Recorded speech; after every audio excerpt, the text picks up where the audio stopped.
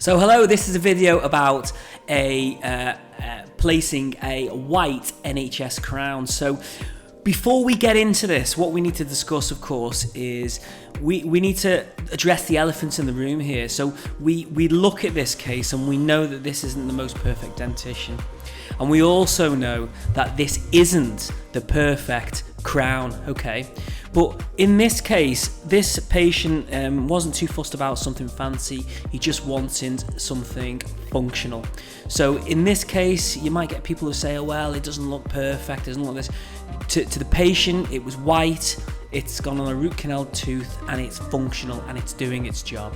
So what we've done is we've root canaled the tooth, and we've placed a temporary on top, okay?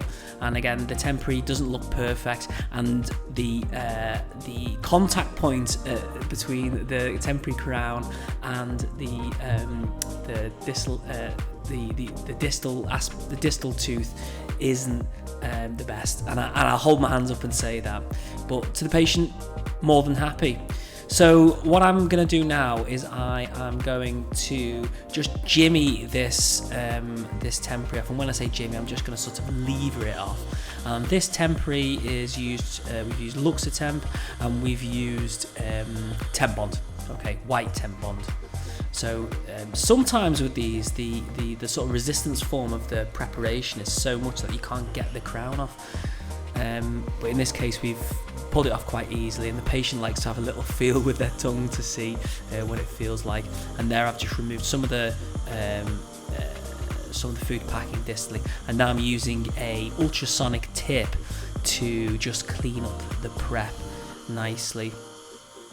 Obviously the ultrasonic tip can have quite a little bit of energy in it, so you don't want to use it too much because you might affect the fitting surface of the tooth. So this is the crown. Again, it's not the most beautiful crown in the world, but it's functional, it works. It's a metal ceramic crown, so it's got a non-precious metal alloy in the inside, and then covering over the top is a ceramic material. And the first things first we do is before we cement the tooth, we're going to just place the tooth in the mouth, and we're going to see what the occlusion is like. So that's how the tooth, how the two jaws come together and bite down, and are we biting high onto this tooth? And we're also checking the contact points at the back of this tooth as well. The contact's good, but when the patient bites together, you can feel that he's biting onto this tooth, and it's going to need adjusting. So we're going to use some articulating paper just to see where the high spot on the crown is. And when he opens, you can just see that there's one spot there, and that's the only spot that this patient is biting onto. So to adjust this, I'm just going to use a fast handpiece without water, and I'm just going to adjust that spot. Later on, we are going to polish this up, but just for now, I'm just going to adjust it with a fast handpiece. Back in the patient's mouth, and we're going to use the articulating paper again, and just ask the patient, are they biting high onto it, and just to check again to see if it's high or not. And again, needs further adjustment with the fast handpiece. And then again, bite together. And I think the patient at this point feels like that it's not too bad. And what I want to do is I just want to check again with the articulating paper. And I think in this case, you know, there's a contact there. You'll need some kind of contact, but it isn't too heavy. So I'm quite happy with that. So now I'm going to fill it with a key tack right to the top, and I'm going to squeeze the crown onto the preparated tooth, and then I want a kind of like a sort of mushroomy kind of squirt of the cementing material, the luting material around the whole margin of the tooth. And I'm going to let it dry a little bit. I'm going to get this kind of tacky sort of feeling to it, and then this is the best time to floss in between the two teeth. So if you floss it too quickly, it's still sort of a liquid and it kind of goes everywhere.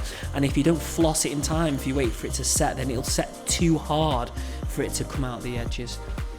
And yeah, we're just gonna clean up all the way around the edges. It can get in everywhere, and you're just using the floss all around, and then it's all nicely clean. closed up there. I suppose the margin isn't all the way to the end on the tooth, but again, the patient's happy with it, and when he bites together, you know, we get a confirmation that he's really, really happy with the tooth. What I do like to do now is I need to polish the part of the tooth where I have adjusted with a fast handpiece, and you need to do this because any unpolished ceramic will grind down, or they will cause attrition to an opposing tooth. And give it a good old polish there. I'm just using a normal ceramic burr or a ceramic polishing burr, and overall just looks the job. Very, very happy. Listen, if you really, really like these videos, I really, really like making them. Please like, and more importantly, subscribe to my channel. And if you have any requests for videos you'd like to see from a general dentist and also a dentist who has an interest in endodontics, please in the comments below, you just ask and I'll do my best. Okay, please subscribe, and I'll see you soon. Okay, bye bye.